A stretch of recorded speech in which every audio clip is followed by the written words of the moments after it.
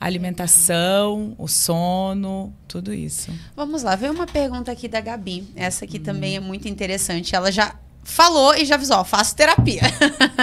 Seguinte, boa. Ela trata ansiedade, depressão, só que basta algo ruim acontecer, ela sempre está recaindo.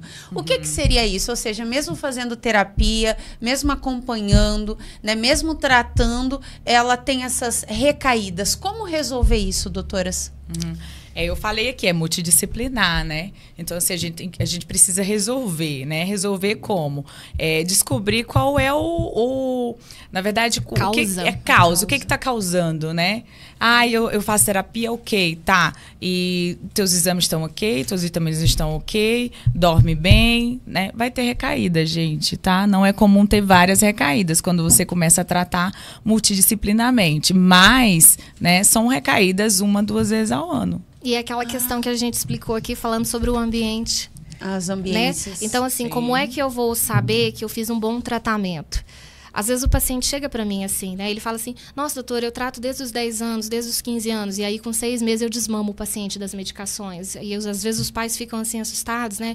Com medo de sair, voltando. Mas tá tudo bem mesmo? Você tem certeza que vai tirar o remédio, doutor? Eu falo, bora, vai viver.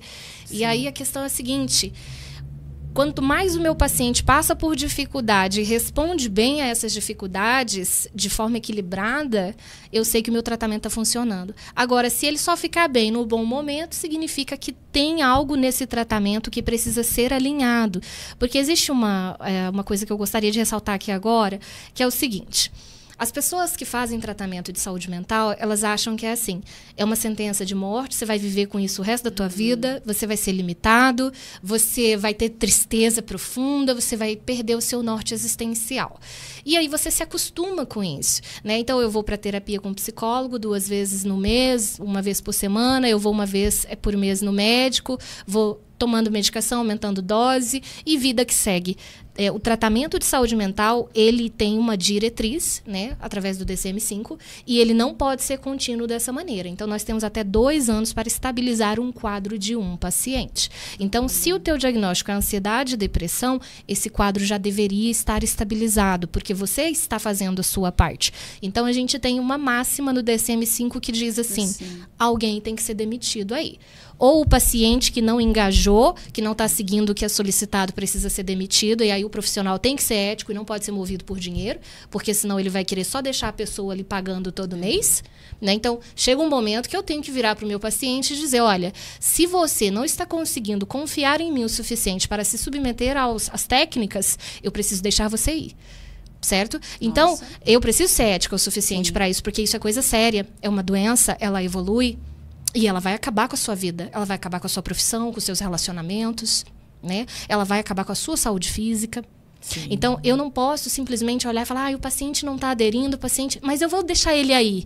Não é assim que funciona. Então, alguém tem que ser demitido. Ou o paciente por não aderir, ou o psicólogo por não colocar ali as técnicas terapêuticas corretas, né? Porque se esse paciente já está aí anos e anos e anos, nada muda, né? Algo tem que ser modificado. Isso acontece muito quando o psicólogo vira amigo do paciente. Faz sentido. Tá? Aí acabou. Às vezes o paciente chega para mim e diz, meu psicólogo é meu melhor amigo. Aí eu falo, amigo, então... Tá tudo errado. Não, seu psicólogo não é seu amigo, ele vai mexer em dores profundas, ele vai confrontar você e ele tem que fazer você se levantar do lugar onde você está. E aí o terceiro, que é a demissão do psiquiatra, né? Porque uma pessoa que, de fato, só mete medicação em você dia e noite, isso não está correto. Ainda mais se a tua consulta for de 5 minutos. Como é que eu vou mexer com a tua química cerebral se eu não te conheço, se eu não sei do teu histórico, se eu não quero saber a tua história? Exato. Então, para ouvinte, isso vai para ouvinte. Talvez você tenha que se demitir ou demitir alguém, tá? Porque se tu tem muitos surtos, né, de psoríase, né, o que tá acontecendo é ou você tá errando ou o profissional que tá te cuidando tá errando. Com certeza. Vamos lá. Alteração de testosterona. Leandro, um beijo para você aí. Pode dar sintomas de tristeza, cansaço, fraqueza ou não, doutora? Com certeza, absoluta certeza, né? A baixa testosterona, a testosterona abaixo, na verdade, de 200, né, em homens, causa tudo, causa tristeza, causa desistência do mundo. Então, assim, desistência da vida. E a gente precisa muito chamar atenção para isso. É um paciente masculino, né? É um paciente do sexo masculino. Gente, atenção aí para o suicídio do sexo masculino. O suicídio masculino, ele é muito mais efetivo justamente pela testosterona, porque o homem tem mais força, o homem tem decisões mais assertivas. Então, vamos chamar atenção para a saúde psicológica do homem, tá? Homens, vão mais, né? A gente precisa chamar, porque tem muita propaganda para mulher. É a mama, é isso, é aquilo. Mas para o homem não tem tanta chamada, né, de mídia assim. Então, vamos lá, homens, vamos se consultar. E tem aquilo, né, que o homem entra a questão também, né, da doutora, da psiquiatra, que quando a mulher dá à luz, né, um menino, sexo masculino, é aquele negócio, homem não chora, homem não sente, homem não sei o quê. Então o homem já cresce achando que não pode nada. Então ele tem os sintomas, guarda pra ele. Ele tem não sei o que, guarda pra ele. E é onde entra, né, aqueles problemas. Sim, né? procure um profissional. Não quer compartilhar com a esposa, não quer compartilhar com a família, com a mãe, com o pai, com o irmão. Procure um profissional, tá? Só o profissional que tá né? apto pra isso. Quando a gente tem ali, quando a gente vai estudar o caso de um paciente que apresenta cansaço, tristeza, apatia, dificuldade de foco, toda essa questão, muitas vezes não é uma depressão, tá? É uma manifestação endócrino-metabólica. Então, a pessoa chegou para mim, por isso que eu te falei da consulta de 5 minutos. Não tem como você diagnosticar uma pessoa, estabelecer um tratamento em 5 minutos de consulta, né? E aí, às vezes, minha consulta demora 40 minutos, 1 hora, e aí eu tô lá investigando a vida todinha do paciente. Você pega sol? Você pega peso? Você mora na roça ou na cidade? Como é que você se alimenta? Quais são os produtos de cosméticos que você utiliza? E a gente entra nessa questão aí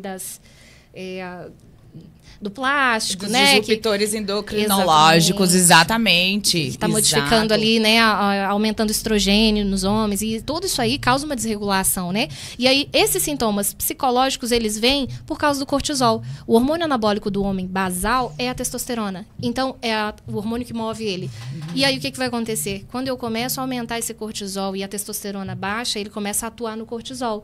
Ele vai ser agressivo, ele vai ser impulsivo, ele vai ser aquele homem que bate na esposa, ele vai ser aquele homem que quebra as coisas, né? Então, assim, eu tenho homens que chegam no meu consultório, que era uma coisa que eu gostaria de comentar, a maior parte dos homens que chegam no meu consultório, dos pacientes que chegam no consultório buscando ajuda para si, em prol do outro, é o homem.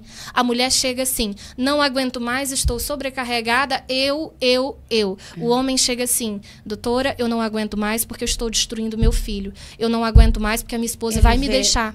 Pra frente. Né? Eu não aguento mais porque a minha empresa vai quebrar e eu tenho 15 funcionários, 20, 50. Eu preciso levantar, eu preciso ter força. Eu preciso resolver isso. Eu não aguento mais por causa de uma função, de um serviço. Né? Então, a gente precisa entender isso. A maior parte das terapias de casais que eu faço são os homens que procuram. Sério? São os homens. E assim, é de 60 para 40, tá? Então, assim, a maior parte das traições que eu tenho são de mulheres, não são de homens. Não são de homens. Olha, verdades. Então, olha assim, A sociedade coloca muitas mentiras, né? Sim. Insere muitas mentiras na cabeça da população. Principalmente a mídia, né? A mídia acaba falando que a mulher que procura mais, que é o homem que trai mais. É o que dá pauta, né? O que dá pauta vai pra mídia, vai pro tua cabecinha. E não é verdade, né? Então, assim, eu tenho o maior número de mulheres sendo tratadas, mas, ao mesmo tempo, os pacientes mais graves são os homens. Os homens, né? Legal.